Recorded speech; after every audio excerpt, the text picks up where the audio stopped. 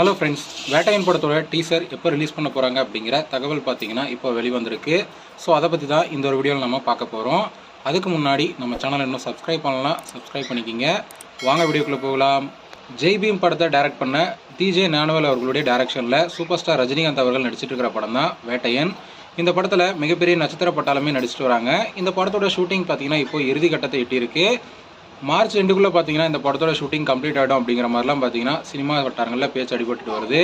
இந்த நிலையில் இந்த படத்தோட டீசரை ஏப்ரல் 14க்கு ரிலீஸ் பண்ண போகிறாங்க அப்படிங்கிற தகவல் பார்த்தீங்கன்னா இப்போ வெளிவந்திருக்கு.